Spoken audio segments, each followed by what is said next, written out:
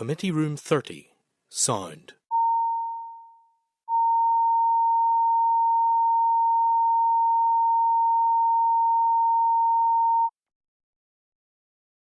Committee Room 30. Sound.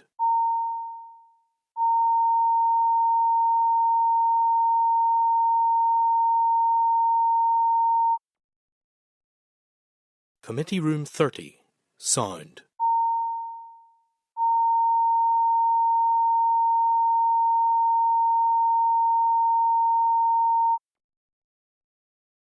Committee Room 30. Sound.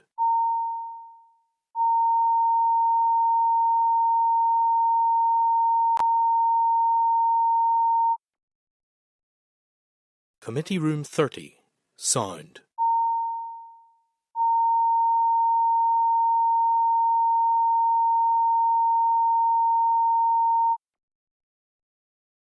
Committee Room 30. Sound.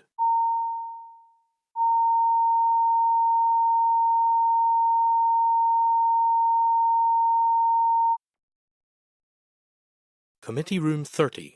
Sound.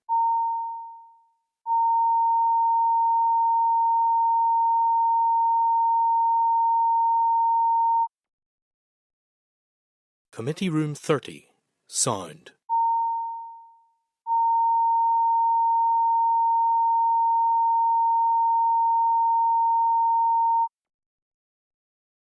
Committee Room 30. Sound.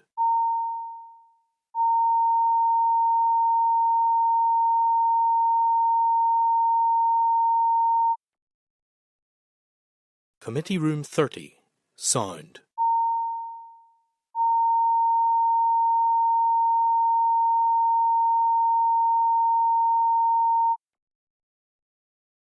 Committee Room 30. Sound.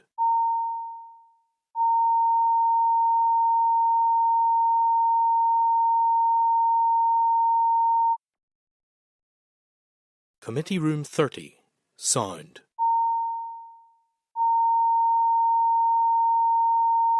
Thank you, Damien. Okay, we'll admit members of the public gallery. I just remind members if they have any declaration of interest, any further declaration of interest, to please acknowledge them now. Just, I should probably say that while I'm a farmer, I have been impacted by bovine TB, not currently, but have been in the past. It's just to make you aware of that. Members, any apologies? Nicola Brogan. Lee Marwin and Tom Brogan. Okay. Nicola as well, John. Okay, Nicola Brogan. Okay, members, just quickly, Chairperson's business. After this meeting, we have an informal meeting with John Thompson and Dr. Sam Strain of the Animal Health and Welfare Northern Ireland. That the Deputy Chair Declan, myself, are attending, but it's really open to any other member of the committee if they wish to wait on for that. Also, just to let you know, committee have received an email this morning from the Office of Environmental Protection, stating that it's investigating DAERA failure to publish the Environmental Improvement Plan. So at this stage, we'll move straight on to the Minister. So you're all very welcome. Minister Liz Lough, Alistair Carson, Brian Dooher and Rosemary Agnew. You're all very welcome here, and thank you for making the time to meet us today, especially when we're in recess, but it is good. So over to you, Minister, and your team. Thank you very much, Chair, and first of all, congratulations to yourself in terms of your peerage, and something I'm delighted that you've received, and warm congratulations to yourself and your family around that. Chair, Deputy Chair, committee members, I want to thank you for facilitating this additional meeting during the period of recess, and I really do appreciate people coming in here for this. I'd also like to thank members for their support to date in assisting the progress and some of the key challenges facing my department. I'm pleased to be here today with my officials to update the committee on bovine TB, Lough Neagh and the farm sustainability transition payments and answer any questions arising. So turning firstly to bovine TB, As the committee will be aware, bovine TB is a key challenge, not just for my department, but also for hard-working farm businesses. I've heard first-hand accounts of the difficulties faced by farmers enduring a TB breakdown, and I recognise the devastating impact it can have, taking a toll on the farmer's mental health, as well as causing financial hardship. However, the financial burden of TB on individual farmers and our wider industry and government is unsustainable.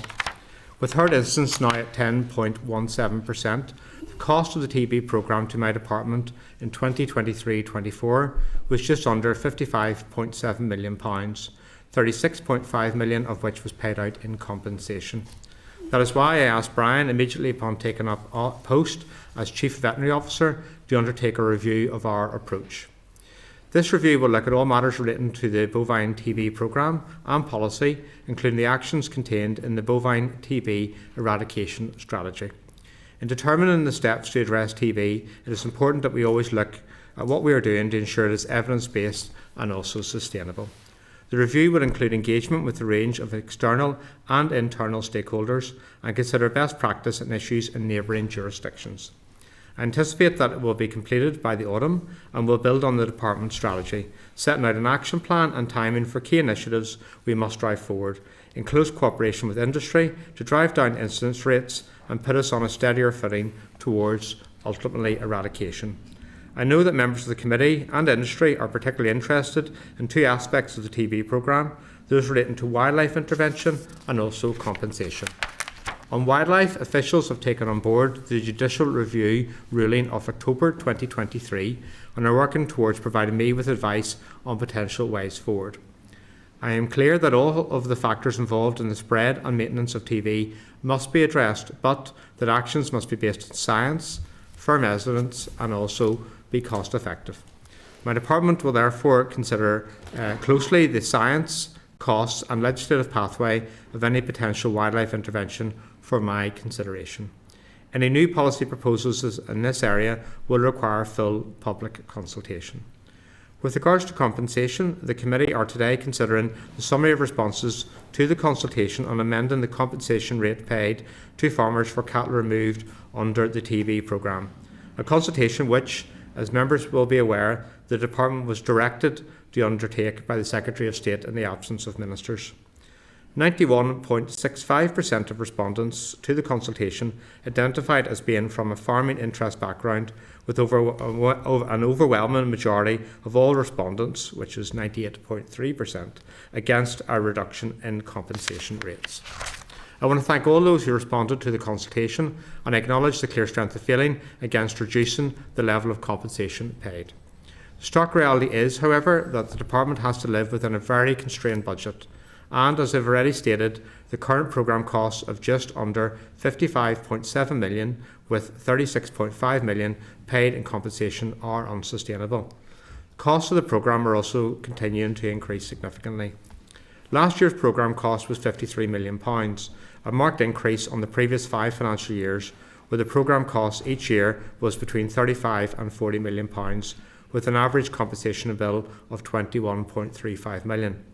I need to live within my budget and ensure that we can afford the TB programme, and currently this is not the case. This means that I will have to give some consideration as to how we can address the cost of the disease and how these disease control programmes can be sustained. As such, while I take note of the consultation responses, I have decided to keep it under review. I have asked my officials to provide me with further advice on other cost-sharing options, looking in particular at the approach to compensation taken in other jurisdictions. In addition, I would like to inform the committee members that the SIB report on the TB eradication partnership is now largely finalised. I want to thank all former members of the TB eradication partnership for their engagement with the department, for their dedication to the work undertaken in providing us assistance and advice on how we tackle the scourge of this disease. Assessing our approach to stakeholder engagement, including the future of any type of partnership body and where the department receives independent, robust advice anchored in science to inform our approach and policy options, is crucially important. We therefore also need to examine what works best elsewhere and lessons for governance, and so a future partnership body will be considered when the SIB report is finalised shortly, and also in the context of Brian's wider review. As it is often said, but nevertheless very true, that TB is complex and a multifactorial disease. Therefore, if we are to have any hope of eradication, the only option available to us is to work together, government and industry, closely collaborating, seeking new approaches and renewed efforts to tackle this dreadful disease. I therefore look forward to engagement with members here today on this important issue. Turning to Lough Neagh, I had hoped that I would be able to advise you that I had secured executive approval for the Lough Neagh report and action plan. Unfortunately, I'm not in a position to do so. I will, of course, continue to engage with executive colleagues to seek their approval of the report and the environmental improvement plan, which it complements and supports. And as the Chair's outlined, the Office of Environmental Protection have already made a statement in terms of actions they are taking in regards to this. As you are aware, last week I updated the Assembly on the actions in the Lough Neagh report that are not dependent on executive approval. Some of these actions are now underway or will be very soon. These include a review of the Nutrients Action Programme, various education and training programmes, for example on compliance and environmental performance to slurry spreading contractors, a scientific review of the environmental impact of sand extraction on the Lough Neagh environment, research initiatives that focus on the sustainable use of livestock slurry and the tackling of algae blooms, and also our new farm support and development programme. Unfortunately, there is not enough time to discuss these and the other important actions I outlined to the Assembly in any detail today. However, my officials will keep the committee fully advised and look forward to updating you again when the report and action plan receive executive approval in its entirety. I have continued to engage with stakeholders on our proposed direction of travel. Last month, I met with representatives from 4 key interest groups: the Ulster Farmers Union, the Northern Ireland Agricultural Producers Association, Northern Ireland Environment Link, and the Lough Neagh Partnership. This was a very constructive meeting, and I have undertaken to continue engagement going forward. As I previously advised you, my department also published an interagency monitoring protocol for blue-green algae on the 30th of May this year. This will be reviewed at the end of the season. In relation to enforcement, whilst the Northern Ireland Environment Agency proactively regulates and enforces the current regulations to protect our environment, I recognise we need to do more. That is why I have allocated resources from within my own departmental budget to strengthen regulation and enforcement, particularly in relation to water quality. This will enable the establishment of an enforcement team dedicated to tackling the problems of Lough Neagh and its catchment, together with a commitment to review the regulatory approach set out in the Statement of Regulatory Principles and Intent, otherwise known as SORPI, relating to Northern Ireland water discharges. I have also committed additional funding to the relevant parts of my department to enhance communication and engagement and our monitoring, surveillance and sampling activities, and I am also funding 2 research initiatives that I have already mentioned. My officials are currently working through the appropriate processes, including those to provide additional staff to take forward the above mentioned actions in tackling water quality issues in Lough Neagh. I also welcome the £1.5 million additional resource funding provided in June monitoring to support actions in the Environmental Improvement Plan relating to Lough Neagh. This will supplement the work I have already mentioned. In addition, on the 14th of June, I submitted Lough Neagh bids of £6.7 million resource and £19.3 million capital, totalling £26 million over the 5 years to 28-29 to be considered by the Interim Public Sector Transformation Board. The outcome of this exercise and whether these bids have been successful will be confirmed in due course. Finally, turning to a longer-term issue, you'll be aware that the Earl of Shaftesbury's recent comments regarding the potential transfer of the ownership of the lough into a charity or community trust model. This issue is not covered in the Lough Neagh report, which rightly focuses on short and medium-term interventions that are urgently required. However, I intend to actively engage with the work of the Lough Neagh Partnership in this area, and I'm meeting the Earl of Shaftesbury next week to explore his thinking in greater detail. In terms of the Farm Sustainability Transition Payments, my officials provided the committee with a briefing on the Farm Sustainability Transition Payment and the Farm Sustainability Payment on the 23rd of May.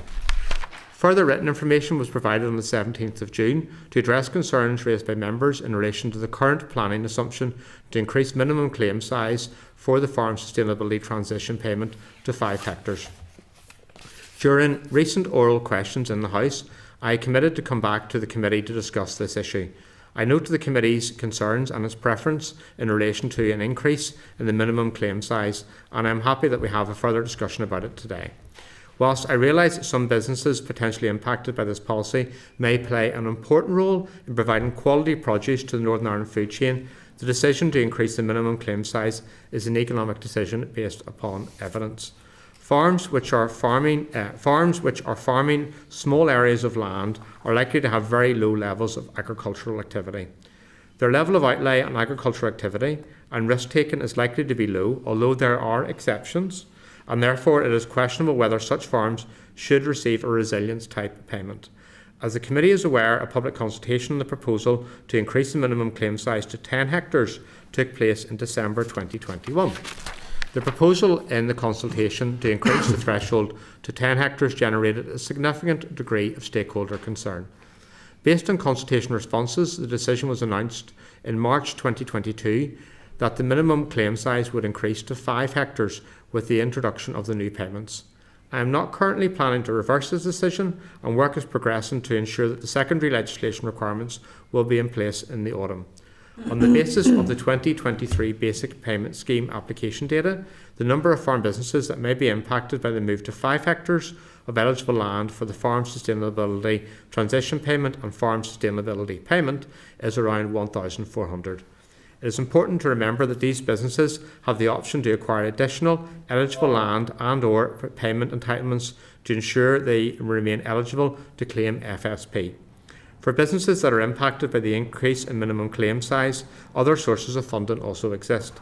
For example, all land managers with 3 hectares or more of eligible land and who meet the scheme requirements will be able to participate in the Farming with Nature package when it comes on stream. I'm also exploring options for particular sectors, and in particular the horticulture sector. The number of businesses that will be affected is relatively small, but I understand the concerns raised and welcome the opportunity to engage with the committee on the issue so we can find a way forward.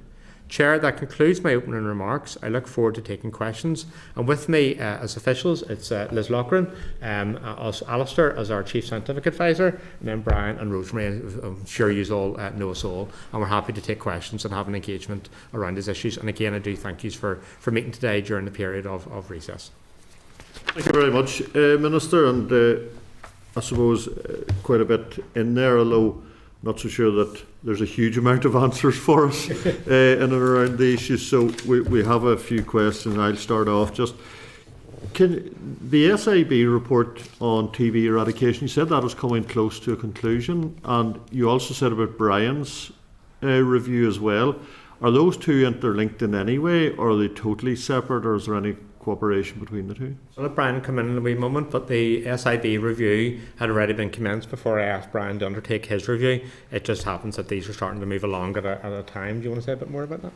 As you say, the SIB review was initiated well before I came into post, but it's an important part of it because it's going to, in relation to that area, it's looking at the role of TBEP and the contribution it made and the assistance it provided to the department. So we're looking at what's the next steps in that, and that part of the review is what do we need as a department to move the TB eradication policy forward, and what science do we need, what body do we need, etc. And that review hopefully will inform that decision going forward. Okay, so the SIB review was mainly around that programme that had originally been in place, whereas is yours a much wider review? Does yours also include the issue of compensation? The SIB report is around the role of TBEP, particularly, and not specifically on compensation. My review will look holistically at the whole TB programme as such, and how we're delivering it, and a more holistic approach to it. And it'll be fundamentally structured, I suppose, around the strategy that we already have, that the TB strategic partnership developed in conjunction with the department. So that'll form the basis or the foundation of it, and then we'll take on board other evidence from other jurisdictions, what other countries are doing, what's working, is there new science on it, and then what way they set up to go forward with a delivery plan. So in fairly bland terms or blunt terms, how quickly are we going to see both the reviews? Well, I hope to review hopefully early autumn on my findings on everything. So basically we come with a delivery plan on how we're going to move forward the TB programme. Of the different steps of it. Now it'll look at all the different aspects of it that are needed, from wildlife, cattle measures, science, governance, partnership working, etc. So to look at all that and how we can put them into a timeline with milestones and get the programme moving forward. Okay, so you're chatting about probably autumn time for your wider review. Well, then the other review by SIB, you said, Minister, that was near completion? Yes. That's what is in draft at the minute now, and it should be nearing completion within the next number of weeks. So it'll feed into this. It'll feed into the review in general. Yeah. So it will, and we're also going to meet with the TB eradication partnership as a part of my. I've met a lot of bodies from the Farmers Union, all interested stakeholders basically involved with TB, and we've invited the TB eradication partnership for a meeting to give their views and on the way forward as well. So they will be meeting with them shortly as well. Just say on the compensation, Chair, if it's possible. So I do welcome the allocation that was made in due monitoring from the Finance Minister, and also as part of that there was a statement made that it was recognition that this was a demand-led pressure and it's a statutory obligation around that. That provides me as Minister and my officials an element of reassurance. It's not cast iron obviously, because the finances are tight, but that helps in terms of the issue in terms of the compensation percentage rate around that, and I get the nervousness and the concern around this, and it's often made to me that this isn't really compensation, actually, to be honest. It shouldn't be viewed as that, and I totally get that point. I think as part of the wider review that Brian's doing, we just have to look at how other parts of the UK and Ireland deal with the issues in terms of the wider costs associated with the TB programme, and that's what we're looking at, and it's only right that we would do that. I came into post in February, and within the first day brief, the first day was the issue in terms of TB was there, and I engaged with my permanent secretary Katrina around this, and we were considering a way forward to give people an understanding that we were getting to work to get to grips with this. What I didn't want to do is set up another external review and another report, because we've got an awful lot of those knocking about, but Brian obviously took up post very shortly after me taking up post as Minister, and that's what we agreed was to task Brian to do this. And actually I think a key element of this has been about the stakeholder engagement. There's been significant stakeholder engagement, and it's not just 20-minute meetings. These are proper, decent meetings. We're getting views, and hopefully that will inform us in terms of where we go in this.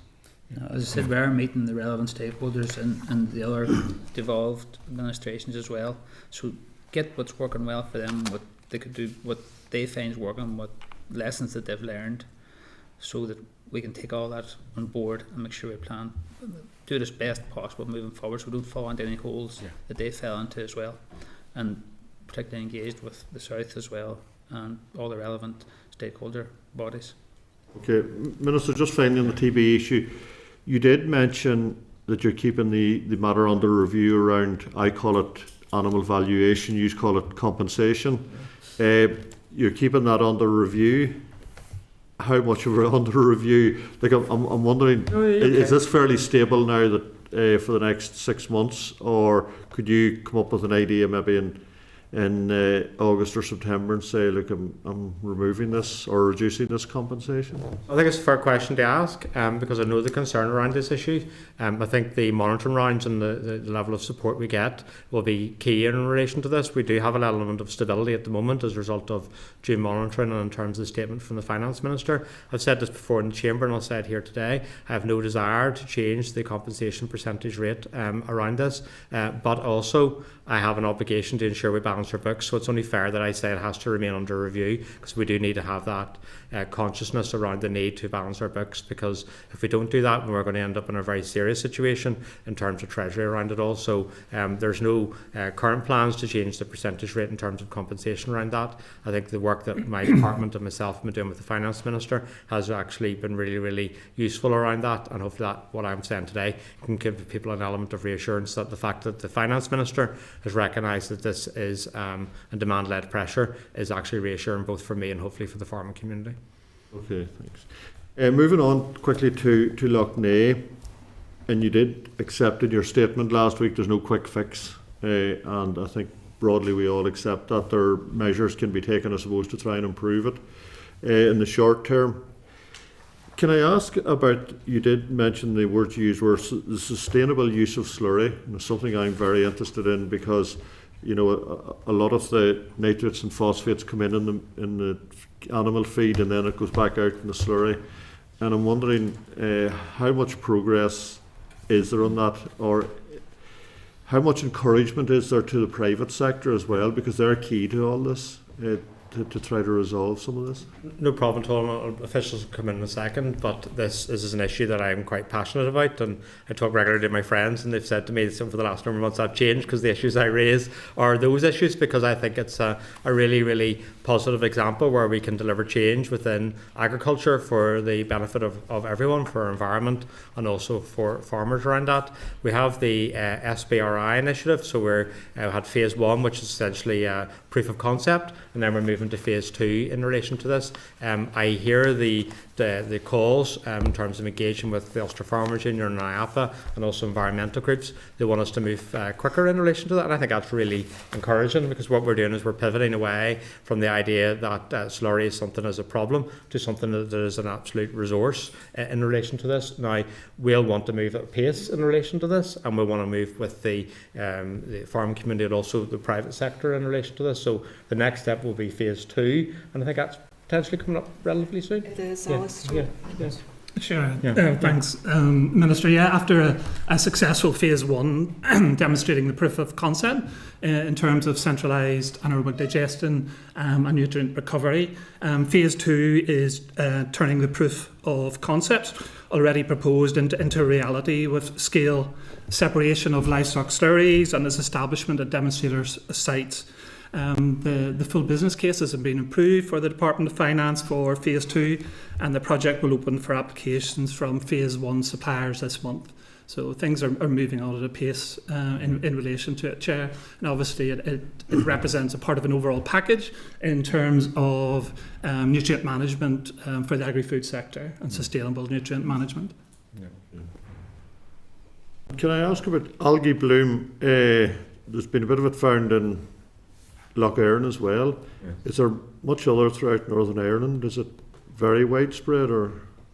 So the DAERA website, we have a listing of where it's been reported, and it has reported in other areas beyond Lough Neagh, and I would encourage people to view that, and it perhaps demonstrate, whilst Lough Neagh is a significant concern and it's been a real issue, that this is also a wider issue just in terms of water quality in Northern Ireland. Do you want to say a wee bit about this? Yeah, it's not just a Lough Neagh problem. I mean, Lough Neagh is particularly affected because of its shallowness, but it's certainly not confined to Lough Neagh. The website lists all the reports that we get and all the investigations that we do. Touching wood at the moment, because the weather's not been particularly warm, we haven't had the kind of explosion that we had last year, but there are certainly reports coming through. I think in one of our discussions, Chair, we talked about the fact that it's also been reported in other parts of England around this, and it was, just came from a meeting with the Prime Minister around this, and we did discuss the issue around Lough Neagh and also climate change, and these are common challenges across the UK and beyond, and we need to work together for the solutions, and that's why it's particularly important that Alistair's here, and we do that work east, west, north, south around science, because that helps us understand a bit more about the problem, but also the potential solutions around that, and I think that's absolutely critical. Okay. Just two very quick things. The sustainability payment and the 3 hectares and the 5 hectares, it is a big issue to some people, to quite a number of people.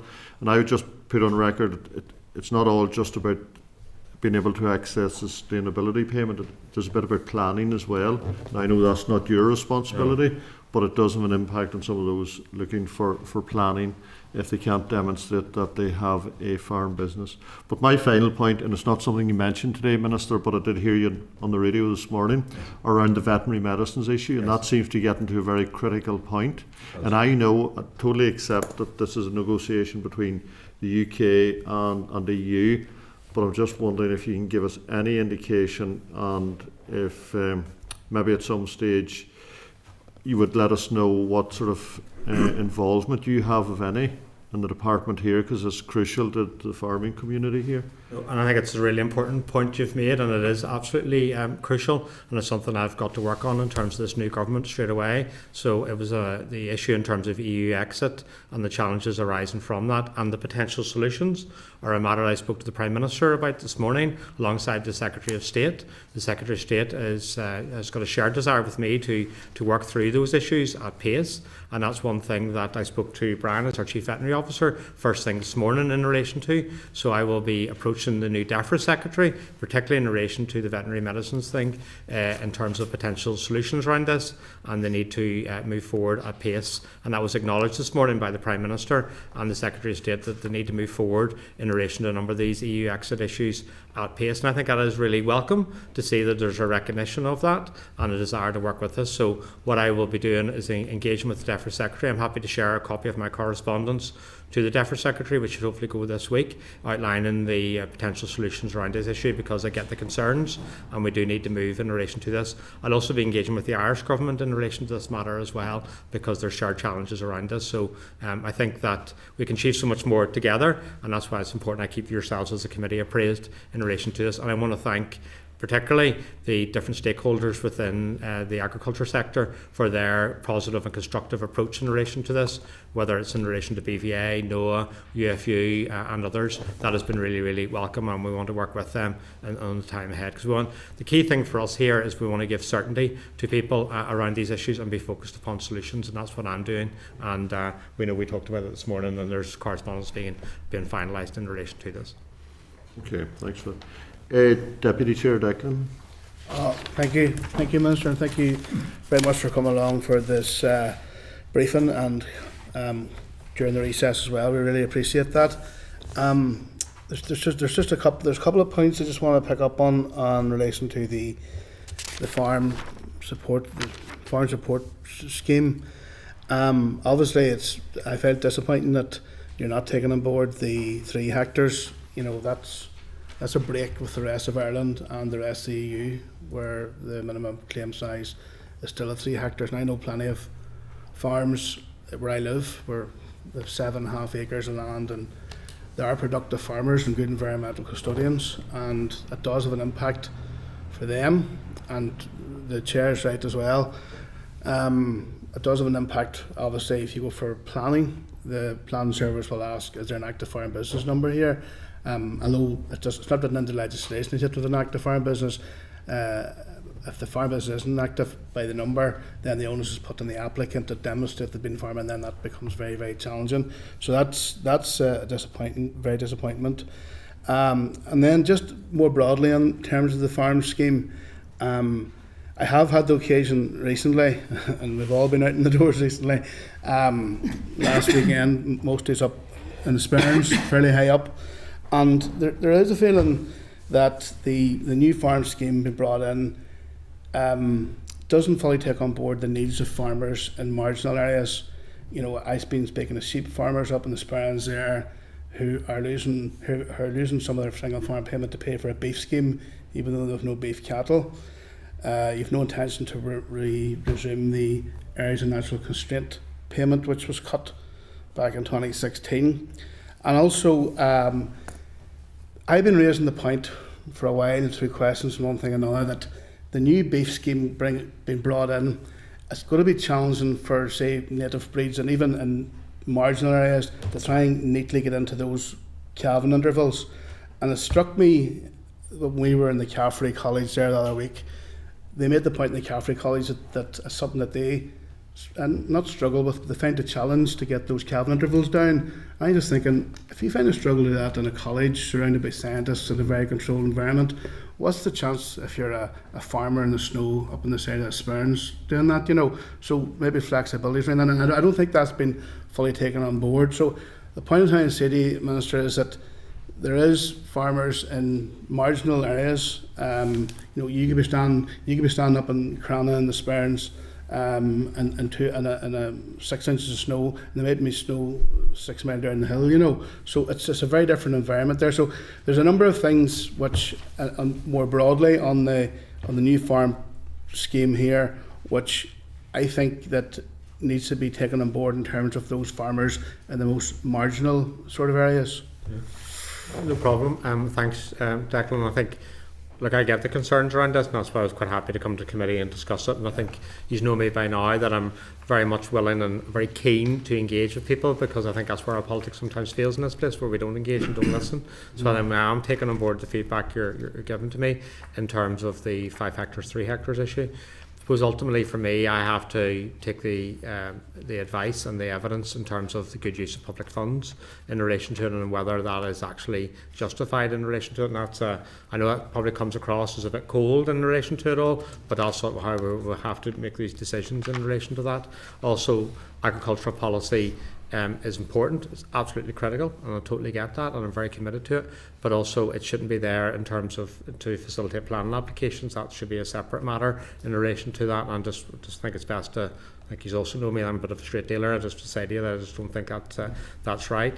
In terms of the future farm support development programme and some of the issues that you're citing, you know, I'm very clear that, you know, the road ahead, it's really important we do that stakeholder engagement, we take on board feedback. That means that obviously as Minister I set the policy and direction, but also I see an element of, you know, influence to the stakeholder organisations so we can shape something that's successful, and that's something that, you know, your comments are something we can potentially meet in a bilateral with yourself to go through some of those things, because I think that's important we take those on board. I know some of the stuff that was said to me was that they're worried that some of the schemes are going to be very bureaucratic and stuff like that, so we've taken that on board, and we're going to do a check every time we're rolling them out to make sure that they're as simple and successful as possible. Do you want to say anything particular in relation? I know the areas of natural constraint payment, I got an assembly question from yourself, and there is issues around there just in terms of whether that would actually be, you know, something I could authorise without it requiring a ministerial direction and stuff like that. So, thanks, yeah. Minister.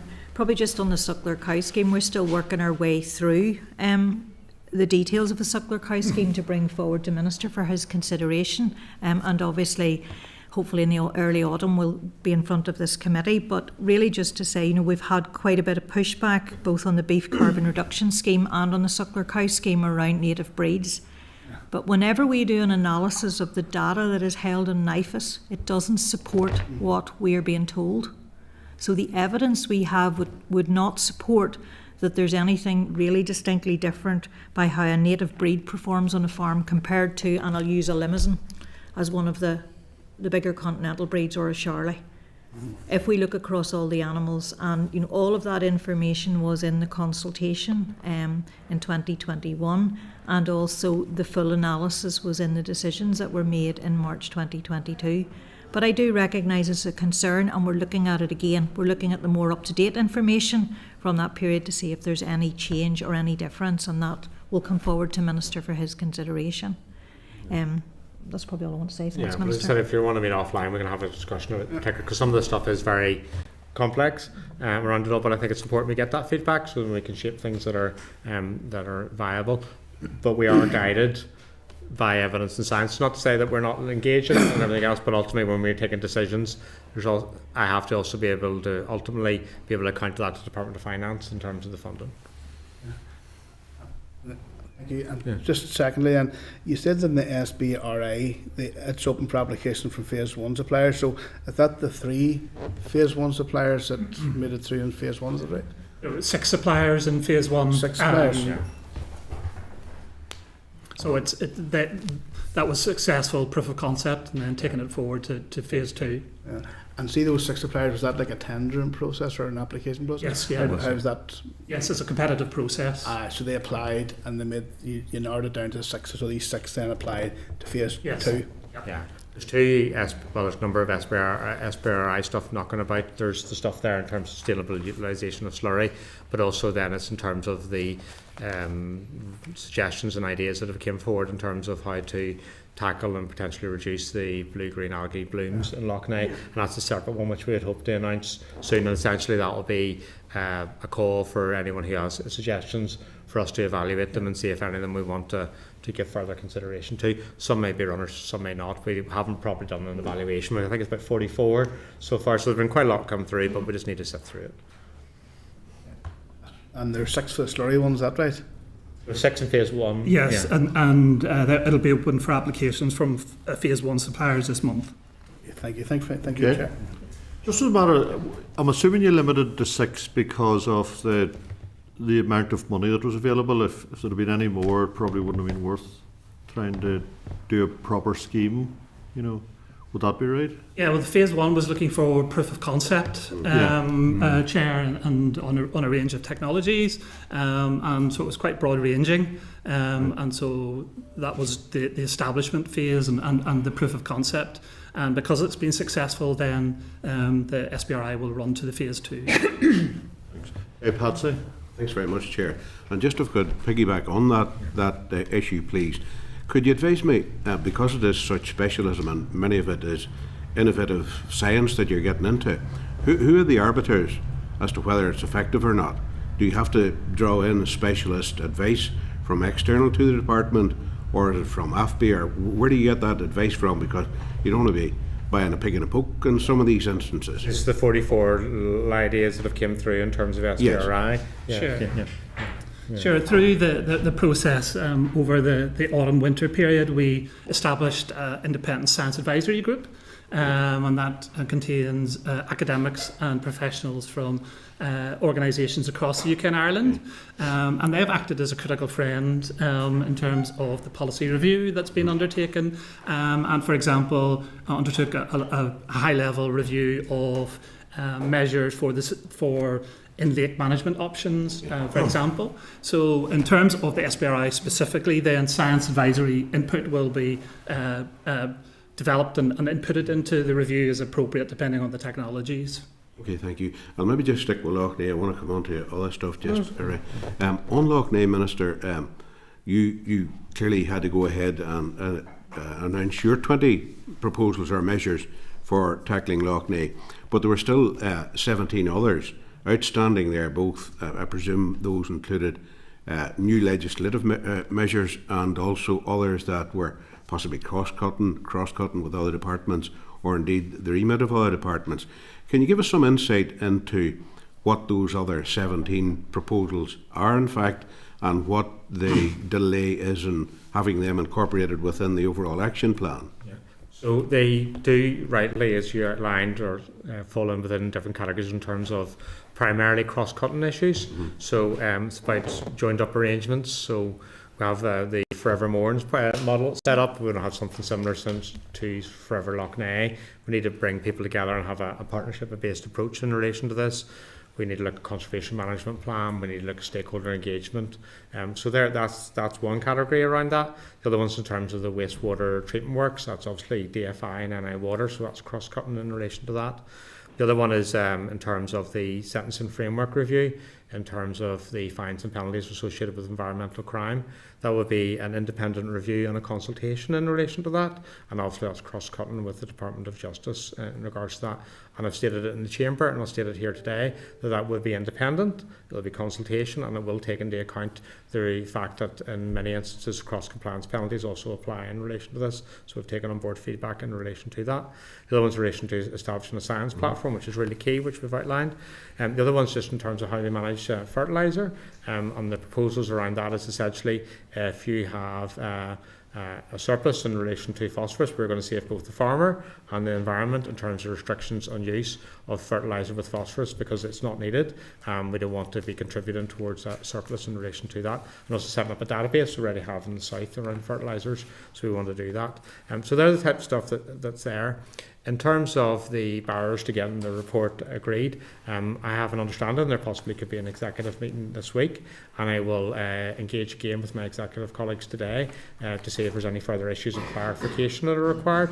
Hopefully as a result of yesterday and today I have given clarification in relation to the approach we're taking in relation to this. It is a balanced approach, and I've been very clear, and I thought the statement last Tuesday was really important for me to make, is that this isn't about a blame game. This is about a balanced approach, and ultimately if we're going to enforcement, to me that's a sign of failure. It would be much better if we're not having this situation occurring in the first place, and we want to work with people. So that's entirely our focus in terms of the Lough Neagh report and action plan, and I'm very keen to work with everyone, this committee, the executive, stakeholders, so we can chart a course. I think it's really important in relation to this and other issues we've talked around in terms of veterinary medicines and stuff like that.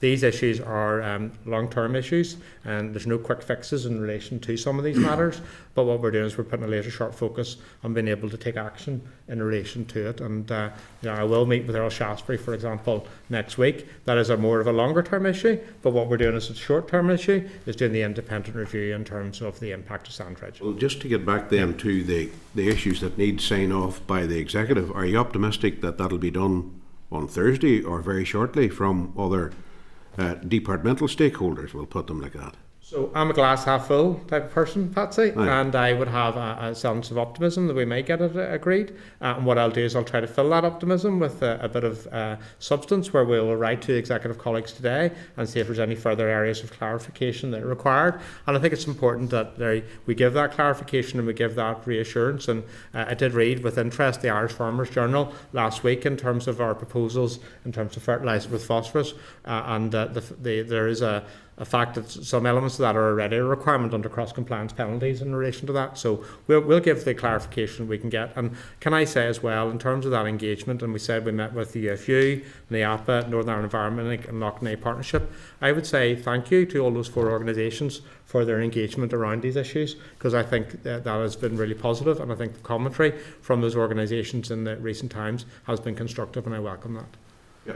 Thank you for your answer, Minister, but I think the message from key stakeholders that I would represent, those people who live around Lough Neagh, is just get it done to the executive, and that would be the primary message from the people. I agree with that. I know we represent. I know you do. Yeah. Maybe if I could come on then to the whole issue of TB. Now, forgive me for saying so, but this just seems like Groundhog Day. We're back to more consultation. Brian, you know from speaking to vets, this is a growing problem. And I know from speaking to vets, this is a growing problem. So what essentially the department's doing at the moment is we're talking about compensation on back of the spreading problem of TB. And I know you, Minister, wouldn't want to be in a situation where you're going to have to make a further bid for additional monies to pay by way of compensation for a spreading and growing disease that's affecting livestock. So, Brian, I'm maybe going to ask you, what are you hearing? Because you don't have to have a further range of consultation to know what's happening in other jurisdictions. A quick phone call to the Chief Veterinary Officer in Dublin, or the Chief Veterinary Officer in Wales or Scotland, I'm sure you've had multiples of those given your role already, would be able to verify or establish to you, look, here's the problem we've had, here's how we've had to deal with it. Oh, I have done that, and I suppose TB has been part, and it's been here, and it's always with us, and there's generally a high level of apathy probably with it for a lot of reasons. But as regards talking to other countries, the South would be obviously the obvious one, and we are talking to them now. They are actually concerned. They had made great strides on their eradication scheme, but over the last number of years it has started going upwards again, and they're getting concerned. So we're trying to take from them what they've done, what worked, and what probably they see now is probably what has contributed to this rebound, and that's what we're looking at the moment, to make sure we don't go into that same landscape again, and try to engage closely with them, so we're kind of joined up, in our thinking and our approach here to move this forward together, because as you know, the disease doesn't respect the borders, so we have to take that into consideration, and it's fairly important. And that obviously would see what measures they had in place that were reducing it, that maybe they stopped having or minimised in place themselves. So, sorry. No, you're okay. I just think it's. I understand the frustration with this. I totally get that. And we are moving really at pace, and the timelines we've outlined in relation to this are relatively, brief. So we're coming in the autumn in relation to the way forward in relation to this. I just want to make sure that wherever we're outlining something, we have done that stakeholder engagement. Because the first criticism would be that we hadn't engaged with the stakeholders, and they're very keen that we do. Sorry, Brian, go ahead. The thing about this too, we talk about TB and we talk about the disease, and generally I think that's been lost, even though we all know that. And there is a need really to take this real holistic approach across all the various transmission pathways, and that's what any country will tell you that has been successful or nearing success in the eradication of what needs done. There's no secret, the knowledge is there, so it is. Now the appetite is for taking that knowledge and implementing it. A lot of, and that's what the idea will be. And a lot of that good work has been done with the TB Strategic Partnership, who have developed a strategy which has never really got off the ground, obviously because of the wildlife intervention aspects of it and the judicial review. So that's where we are. We can't do nothing really about the past, but we can look and hopefully learn a lot of lessons from it, that we don't repeat some of the same mistakes again, and really move forward as a jointly across industry, government. here's hoping, because we never forget the stress associated with this to the families who are having to see their livestock just wiped out.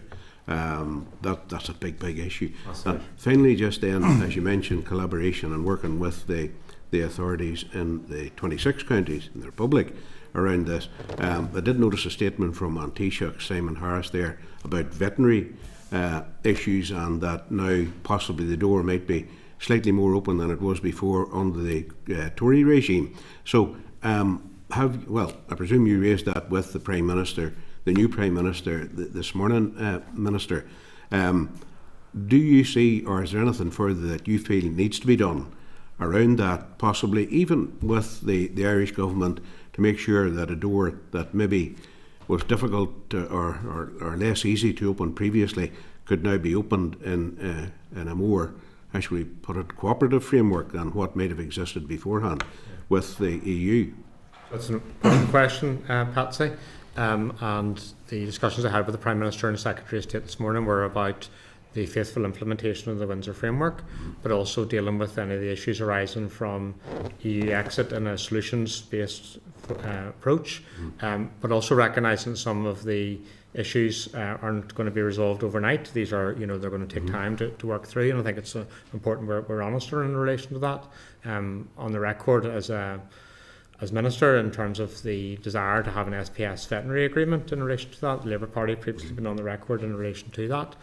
Getting that in place will require negotiation between the UK and the EU, but I think the reset, which David Lammy, as the new Foreign Secretary, has outlined between the UK and the EU, provides us with opportunities here in Northern Ireland, where we can address some of the issues that we've been encountering, and for the benefit of all our citizens across the UK and the European Union. So that's what I will be doing as Minister, and engaging with the UK Government on that, and with particularly in relation to the Secretary of State. I think that this election of a new UK Government is a positive opportunity for a reset in so many different ways. And it's whether it's between the devolved administrations and the UK Government, also between the UK Government and the Irish Government, and also between the UK Government and the EU. And I think that's positive. I'll continue to engage with my southern counterparts. I am regularly in contact with them in relation to this, and I know that there's been engagement by Brian and officials with the counterparts in the south around the issue, particularly in relation to TB. So if we can all work together, even within this building, around things, I think we can get things achieved. So there's big challenges here, but if we've all got a sense of positivity, I think we can turn things around. And just on that, the detail around that, DEFRA, would that be the appropriate body that you'll be engaging with in proposals, additional proposals, if that door is now ajar slightly for further negotiations around that? Will the Department, or maybe the Department already has done that? So we need to get clarity around this in terms of who's going to be the lead in relation to some elements of this, because some stuff particularly sat within Cabinet Office around this.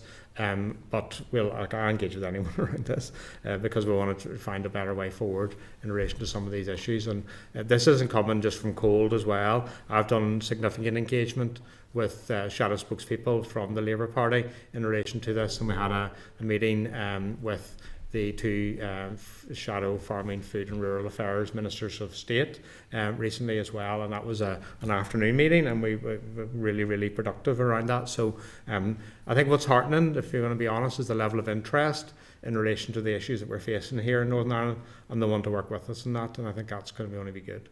Okay, thank you. Thanks, Chair. Thanks, John Blair. Chair, thank you. And before I ask my questions, Chair, can I add to the congratulations extended to you by the Minister on your award of a peerage, and wish you all the very best with that in the times ahead. On the theme, if I can go back to it, of bovine TB eradication, can I ask you, Minister, it's good to see you and the departmental officials here. Can I ask you if it's clear at this stage if consideration of wildlife interventions, which is a welcome thing as far as I'm concerned, whether that's greater or lesser than it was in the previous mandate? So thank you, John. And in terms of the wildlife intervention, I know that it is a matter of concern and debate around this. We'll also be aware that there was a judicial review ruling in 2023, so any new wildlife measures will require consultation before it can be implemented in relation to that. And this is something that my officials are working through, and then will present papers for me in the time ahead in relation to this. And I get the importance that people attach in relation to wildlife intervention, but what I would say as Minister is that we need to take a holistic view in relation to TB, and wildlife intervention is one but just a part in relation to the ways we can tackle TB. There's an issue in terms of biosecurity and how we can deal with that, and I'm very, very keen that we do what I've outlined today in terms of review, but also we listen to the views of stakeholders, and they're all stakeholders in relation to this, and Brian has been doing that recently. I've been doing it as Minister in relation to this, and I'm very conscious of what the judicial review ruling was in 2023, and that's something that bears upon me in terms of my decision making. Okay, thank you for that. And just to stretch that out a bit, if I may, but vaccinations and other measures in terms of various forms of wildlife would be under consideration now again, or under consideration if they weren't fully or properly considered in the previous mandate. That is the case, yeah? Yes, we'll let Brian come in, but in terms of trap, vaccinate and release, that is something that is under consideration. I know that there was some work done in relation to this in the Banbridge area, but there needs to be further consideration to be given in relation to this issue, and also what's happened in terms of other parts of the UK around this. Do you want to say anything more about it? No, that's as I touched on, the wildlife intervention is one of the pillars that we need to address with TB as well, as similar to cattle and governance and other things. And at the moment we're looking at basically what's the science, up-to-date science behind wildlife intervention, what the legislation requirements are associated with, and what's the financial aspects of it. So we're looking through that at the moment with a view to bringing this back to the Minister for his thoughts and decision on the way forward then, and subsequent consultation, etc. So that's where we're at on the wildlife, but as you say, there is options from the proactive culls in certain areas, the vaccination policies in certain areas, and then the combined test, vaccination, release. So that's broadly the three categories of it. Yep. Bram, thank you for that. Chair, through you to the Minister and the team, I'm going to return, not surprisingly I'm sure to you, to the Lough Neagh issue and combine it with the Environmental Improvement Plan issue, because the two are undoubtedly very closely linked and related. First of all, on Lough Neagh, and all of you will know that, like Patsy, I have constituents who live and trade and conduct their recreation, such as simply walking their dog, on the shores of that loch, and their lives have been massively impacted by what has happened there, and they are desperate to see progress, and grateful, Minister, for the actions you've been able to take independently and with your officials without executive sign-off so far on the broader and the cross-cutting issues. But can I ask you, directly relating that to the Environmental Improvement Plan, it was made clear to us at the start of this meeting, and I'm surprised we've got this length of the meeting without there being more mention of this, that there's some kind of pending action by the Office of Environmental Protection to or through or against the Department. Can you give us more information on that? I'm expecting we will get a copy of whatever correspondence the Chair or the Clerk has received, but can we have any more information on the urgency of that, perhaps? So the Office of Environmental Protection have publicly announced today that they've commenced action in relation to my department because of failure to adopt and publish the Environmental Improvement Plan. The legal duty to do that was passed in July of last year. Upon taking up office in February of this year, one of the immediate things that I turned to was to get this tabled to the Executive for approval, and I tabled it to the Executive for approval in March. I'm bitterly disappointed the Executive still has not agreed the Environmental Improvement Plan, and the Office of Environmental Protection's actions in relation to this are unsurprising, but also very, very concerning in relation to this. And I would urge my Executive colleagues to adopt the Environmental Improvement Plan at the next meeting of the Executive. When I approached this role, I was very aware of the issues associated with Lough Neagh and the fact that the catchment area is quite large, and that's why we prioritised getting adoption of the Environmental Improvement Plan.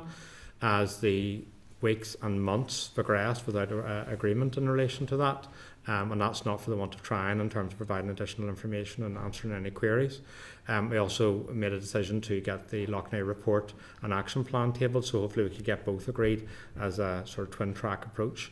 And maybe that's hopefully what we can get if there's an executive meeting this week in relation to this, because the Lough Neagh report and action plan acts as a conduit from the Environmental Improvement Plan.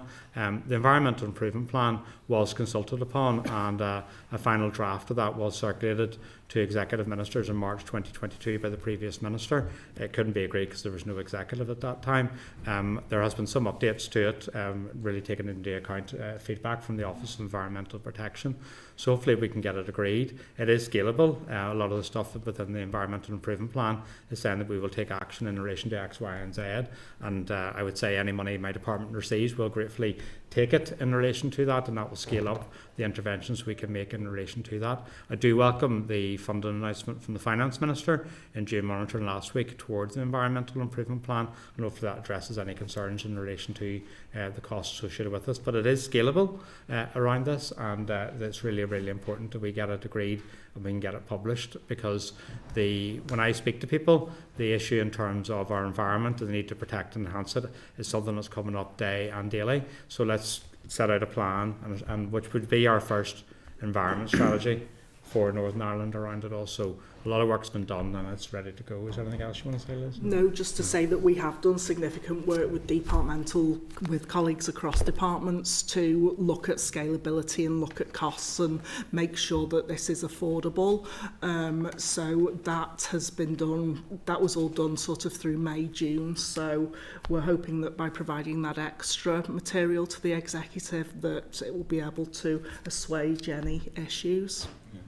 Chair, it's good that Liz has raised the affordability of this, because we would, of course, and I suppose we should look at this. I worry sometimes that there's a mood. I saw it recently. I hope members don't mind me saying we had a debate on a motion on ammonia in the planning context in the Assembly chamber, and I couldn't help feeling at times there was a tone of an expectation and a desire for everything to be different, but also hope that nothing would change very much. And those things are, quite frankly, contradictory. On this business of affordability of actions, the department, I take it, are also considering and costing the cost of not taking action in relation to the Environmental Improvement Plan and Lough Neagh and other matters, because actions by the Office of Environmental Improvement or Protection, and other remedial measures that would be needed further down the line will come at a huge cost, surely. And there's been lots of analysis in relation to this, and the cost of inaction can be multiples in the long term. So, for example, in relation to Lough Neagh, the millions of pounds that we were putting into dealing with this issue, it would be much better if we prevented that not occurring in the first place. So that's the entire approach in relation to this. And I think that's why it's important we look at some of this as an invest to save, and that's why we've made bids under the transformation funding. So I think there's a positive future ahead, but the key thing is to get stuff agreed at the executive.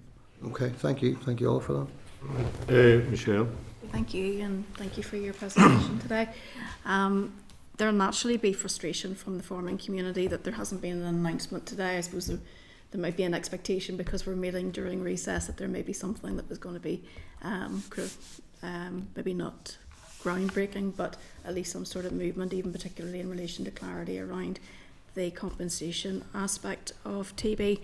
I suppose one of the greatest frustrations that I had whenever the Assembly collapsed in 2017 was the fact that we had got ahead of steam in relation to TB and nearly a plan of action. Now, obviously that may still have been halted through judicial reviews or whatever at that particular time, but I think at that point we still felt that we had a plan and a direction of travel. I suppose I am concerned, like the Chair and also Patsy, with regards to a review, and I absolutely appreciate that as a new Minister coming in that you will want to look at things afresh and take some soundings from industry and others, particularly around new information that comes through, but that doesn't help the fact that there are farmers who are suffering as a consequence of the blight of TB.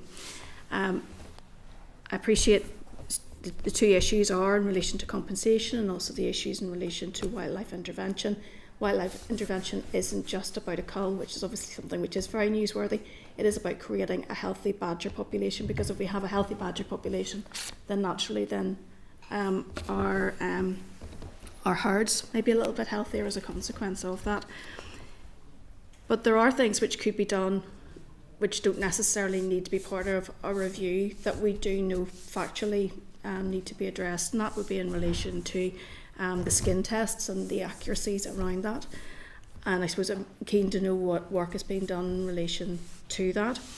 There are also issues in relation to the fact that calves under 6 weeks aren't tested, but yet the process to be able to move those calves can take very many months, which then maybe puts them into the category of then needing tested. And if the process was adapted, that may then actually assist farmers with the movement of some of those cattle. So I'm just curious as to what work is being done around those sort of simple interventions at this stage. Yeah, thank you. I think around the compensation percentage rate around this, hopefully I've given some reassurance around this, but I just think it's really important that we have trust and confidence in government, and the last government lost it, and clearly they've paid the consequences associated with that in terms of making pledges or statements that they couldn't keep. So that's why I think it's important I come here and be very honest in relation to this, that I've got an obligation to balance my budget and I need to keep things under review. But I have said that in terms of the award and due monitoring, and also the statement from the Finance Minister recognising this was a demand-led pressure, provides me a level of reassurance, and should provide the farming community with a level of reassurance in relation to those issues around compensation. And I have no desire to cut the rate, but I also have to make sure that I balance my books at the end of the year in relation to that. But we'll do everything we can to ensure that we can give that reassurance to the farming community around that. In terms of the testing, and Patsy had asked, is it possible that I'll be bidding for more funding in future monitoring rounds around TB? I can confirm today that I will, because there's significant interventions we need to make in relation to this, and one of them also is in relation to some of the testing which we had to rescind last year because of budget pressures. The more we can test, the more we can identify what the problem is, and we can address it. Brian, do you want to deal with some of the other issues, just in terms of potentially the calves and other issues? Mm-hmm.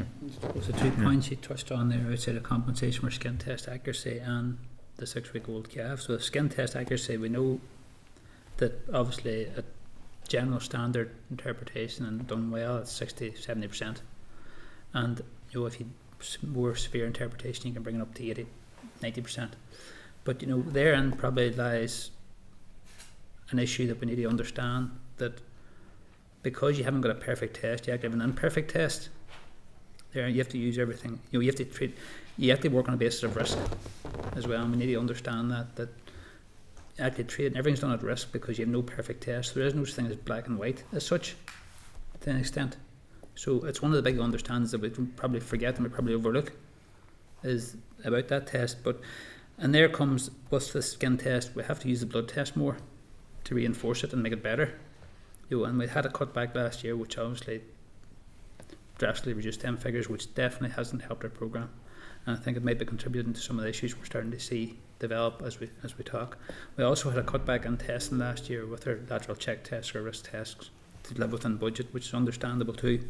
So them things are starting to play out now a bit, so which is concerning. But we will look at that. Calves under 6 weeks, I do take your point on the welfare movements on them, and something we should be able to facilitate the best possible with a suitable risk assessment around that and everything else. Every case will be dealt with obviously individually, depending on the situation on farm, but there's no reason why we can't do them things. If you have any issues with them, please let me know. That if there is issues that you have there around that welfare movements, I can try to speed them along for you. Okay, can I just ask when the last Northern Ireland-wide badger test was survey was carried out, and if there are any trends which concern you in relation to it? I suppose the badger survey we're doing is the road traffic survey, road traffic with the road kills, and you're sitting with TB incidents in the badger population at around 20% there, which is concerning. Now, is that reflective of the whole population? Probably broadly, but you can't say for definitively. It's the population that was killed on the roads 20% of them had TB, but you're assuming that they're reflective of the underlying situation. Just very quickly, can I turn to Lough Neagh? And apologies, I wasn't there for your statement. But I just wanted some clarification in relation to the soil nutrient health scheme. Obviously, farmers collect data in relation to that, and I was just wondering whether the department will be using that data as an enforcement tool, or whether it still will be used in order to identify areas of high risk. Yeah, no, I think it's an important question. It's important I give assurance about this, because we have stated that we want to use the soil nutrient health scheme as an opportunity to understand where things are in terms of phosphorus levels, but it will be used, and we're very conscious, and Rosemary can come in relation to this, in terms of the privacy notices and the agreements we reached in relation to this, as an education tool, not as an enforcement tool in relation to that. Is that fair enough, Rosemary? Yes. Yeah, so I think it's important we give clarification in relation to that. And it's contained within any documents that have gone to farm businesses that participation in the soil nutrient health scheme will not be used by the department for enforcement. And we're looking actually at all of our privacy notices around data that we collect from farms at the minute. And that's one critical element that sort of has been brought forward by the Ulster Farmers Union and the Northern Ireland Agricultural Producers Association, that they want to use the data to learn, to help them change behaviour, to meet the climate change targets, etc. But they don't want the data to be used for enforcement. I'm glad you raised it, to be honest, Michelle. And that's not in the current planning. Because you can understand how that would be a concern. Yeah, so I think it's important that we clarify that today to you, and I'm glad you raised that as a question, and hopefully that clarity that I've given as Minister is satisfactory. Okay, and I suppose finally the other question is in relation to enforcement. And I suppose the percentage of resources around enforcement, how much of that will be in relation to agriculture, whenever we also know that there are issues in relation to wastewater, septic tanks, industry and so on, and it's obviously been raised with you before as well. Yeah, so in terms of enforcement, obviously any enforcement action the department take is proportionate. And I think that's very, very important I say that, and it's in line with the Northern Ireland Environment Agency and DAERA's enforcement policy in relation to this. And it's also targeted in relation to the best use of resources. And I think it's really important to set this out in a statement last week, and set it out today, in terms of those who are causing water pollution, whether it's from wastewater infrastructure, or it's from septic tanks, or it's from industry, or from agriculture, that there is no favouritism showed between any particular causes around this. It's all wrong, and what we want to do is first of all prevent it. Much better to prevent it in terms of that education, incentivification, but also in terms of enforcement action. It's important it's balanced, and that's why I've said in relation to Northern Ireland Water that in terms of Sorpay, I don't believe it's fit for purpose, and I'll be meeting with the Minister for Infrastructure in relation to this and other issues around wastewater infrastructure. That's why in relation to the Lough Neagh report and action plan, we have stuff in relation to septic tanks. So we want to look at the most efficient use of septic tanks, and potentially funds permitting, look at a grant scheme which would incentivise people to replace those. That's why in relation to industry, we are now taking a clear focus in terms of cumulative low-risk breaches. So if there's low-risk breaches but they're cumulative, I think we need to take an approach in relation to that, and I think that's important. And in terms of agriculture, it's only fair that we ensure that it is a balanced approach in relation to this. So this is not an approach that I'm coming as Minister targeting in any particular sector. It's just about making it very clear that we have a balanced approach, which is education, incentivification, but also regulation and enforcement. And I think that's really key. And I think just perhaps in closing, in response to your question, and I set this out last week, is that their government policy over decades was in place. It favoured intensification of agriculture. We're now in a very different place, which we've talked about in terms of our Future Farm Support Development Programme, which is about sustainable productivity, and that's what we're about. We're about working with the agriculture community and with the farmers, and I am not interested at all in any sort of blame game. I think it's entirely unproductive, it's destructive, and I don't think it helps anyone in relation to this. So that's where I'm approaching this issue, and I think that's really important. I set that out today at the committee around this, and this was the Lough Neagh report and action plan. The only way it's going to succeed is if we're able to bring people with us in relation to this, and that's what I put my heart and soul into achieving around this. And if anyone got any points of clarification, we're happy to engage and give that clarity around the whole issue.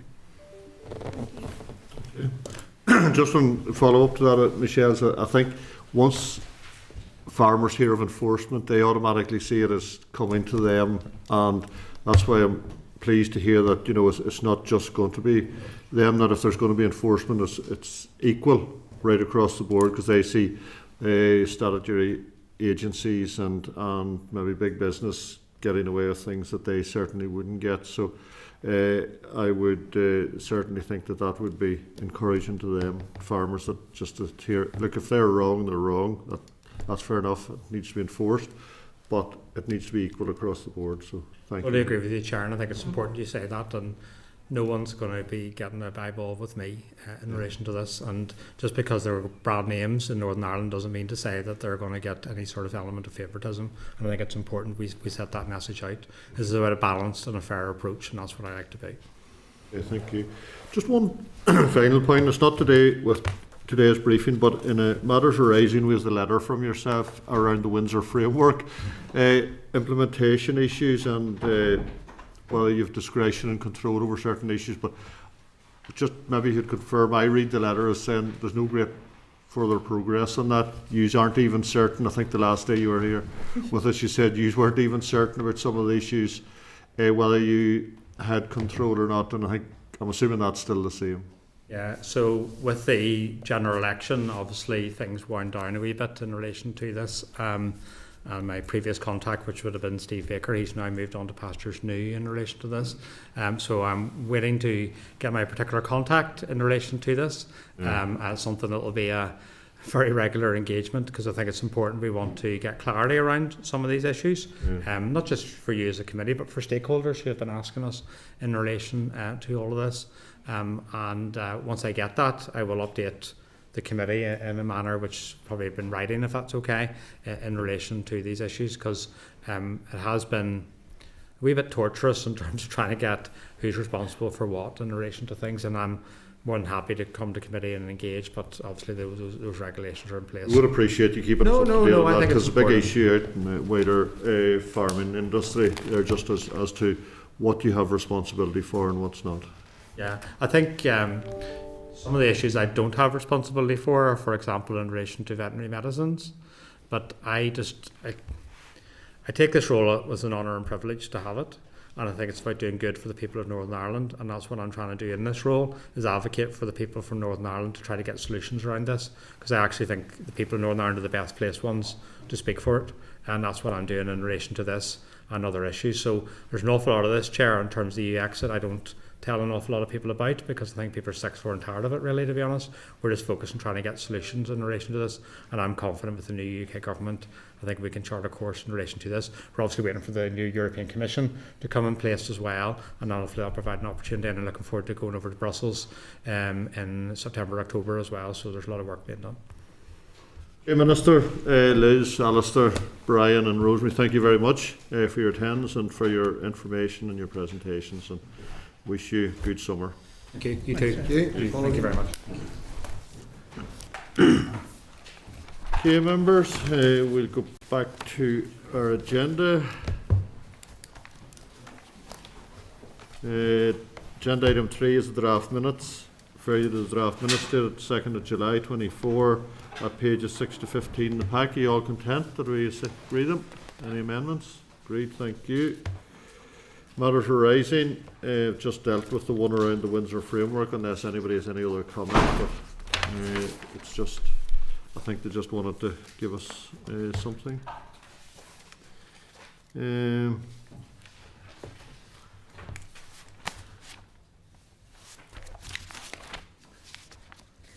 Members, any other comment around that agenda item 5 of the Minister? Anything you want to follow up, or? Don't think there's a huge amount in it. It's nothing additional.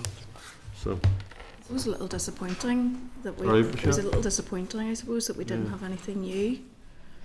I thought there was going to be maybe some announcement. Yeah. Instead of sort of a waiting game. Yeah. Okay. Agenda item 6: Department written briefing, responses to consultation on proposal to reduce the compensation rate for cattle removed under Bovine TB. You'll find it in pages 78 to 95 of your pack. But we've dealt with that, members, unless anybody else has anything to raise. No? Okay. Okay,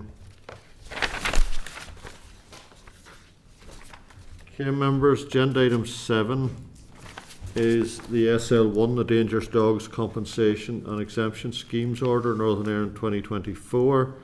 I refer you to pages 97 to 111 in your pack.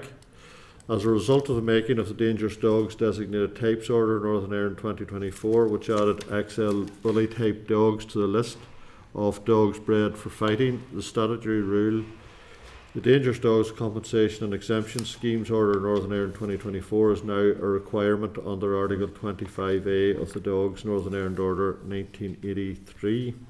Copy of the statutory rule is attached at Annex A at pages 101 to 107 of your pack, and the associated explanatory memorandum is at Annex B, pages 108 to 111 of the pack. The SR broadly mirrors what has been introduced in the UK and the Scottish governments. The purpose of the SR is to provide for compensation to be paid to XL bully dog owners who do not wish to keep their dogs. 2, an exemption scheme for those owners who do wish to keep their dogs long term. And 3, certain other matters relevant to the operation of the schemes. The rule will be laid before the Assembly under the negative resolution procedure, and it is anticipated that it will come into operation on the 6th of August 2024. The SR is not cross-cutting, however, following interest from ministers on the final policy detail of the second SR, when approval was given for the first SR by ministers on the 13th of June, executive approval is being sought the next anticipated meeting on the 11th of July. The exemption, there's some detail on it. There's an application fee of £92.40, and there are certain conditions that need to be met by the owners. Compensation, you must arrange for your XL bully type dog to be euthanized prior to 31st of December, and £100 compensation is payable. Members, have you any comment on this? I know it's quite a difficult one. Sorry, Michelle. I suppose I'm still very uncomfortable about this whole concept, and I know that obviously the SR has already gone through in this sort of retrospective, and this is an additional piece of legislation which mirrors what's happened in England and Wales, but it still doesn't sit well with me at all. I have to say, the fact that you have to pay £92.50 to get your animal exempt, but yet if you get it euthanized, you'll get £100 back. I suppose it just doesn't sit well with me at all, and we don't have any figures as to the numbers of people that did this in England and Wales, do we? Who actually took up the compensation? Not that I'm aware of now, Michelle, no. But look, I appreciate where we are in all of it, I do, but I suppose just for the record, it still doesn't sit well with me. And I think, to be fair, Michelle, we all highlighted that when it was going through the first stage. I don't think there was a party here, an individual, that didn't raise their concerns and difficulties around it, and I'm no different, and I don't think any other members that I've heard speak on it are any different either. But as you say, we are where we are at the moment. But if you want, we can find out. Not that it'll make any difference, of course, no. But. All right, members. Okay. Agenda item 8 is correspondence. A number of items in your pack. For you to correspondence date the 2nd of July at pages 113 to 175 of your pack from the clerk to the Committee for Communities regarding the report from the Commissioner for Older People. Report has been sent to all government departments to ask for their views and update on the work, and they're carrying out to address the issues in the report. Have we any comments? Maybe at some stage we might need to look at older people in the rural community. as an exercise. Next item is pages 176 to 221 of your pack. It's a report led Business Office on the 5th of July by the Northern Ireland Audit Office regarding the review of waste management in Northern Ireland. The Audit Office recommendations include DAERA to finalise a waste management strategy and publish ASAP, the Department to continue to prioritise waste prevention and set clear measurable targets, and to develop appropriate infrastructure to meet environmental targets, to examine alternative options in dealing with waste, and to work with councils and other stakeholders on waste management solutions. It's really just for noting. Refer you to pages 222 to 271 of your pack, and it's a report led in the Business Office by the Audit Office regarding the response to misrepresented soil analysis, which has appraised the nutrient management plan required as part of the application to the relevant councils for certain agricultural planning permissions. 18th of October 22, NIEA first became aware that misrepresented soil sample analysis results had been submitted to them. The Audit Office subsequently began its inquiries into the concerns. The report explores the appropriateness of the responses of the relevant Northern Ireland public bodies, specifically DFA, councils and NIEA, following the discovery of the misrepresented soil sample analysis results.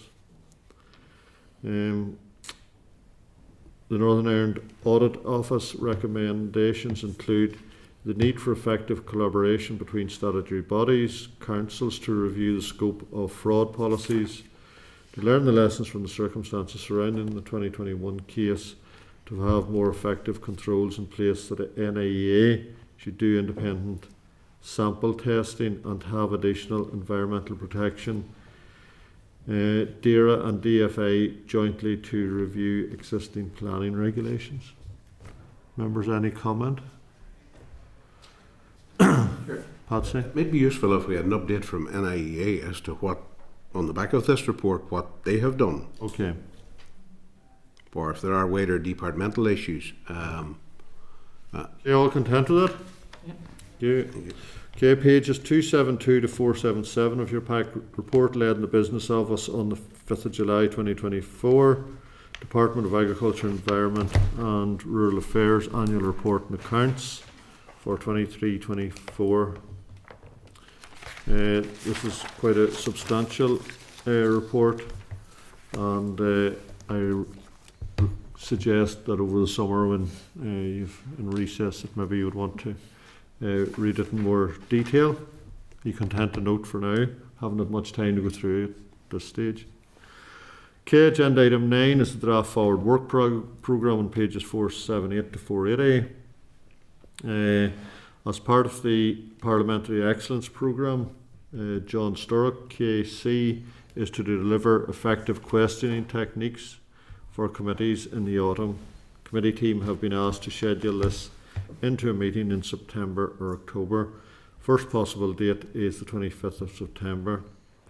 Are you content, members, that the team, committee staff work on that? Yep. Okay. Chair, could I just take back to your mention of older people in rural community? Yeah. We have raised preparing a briefing paper regarding rural affairs and rural needs action.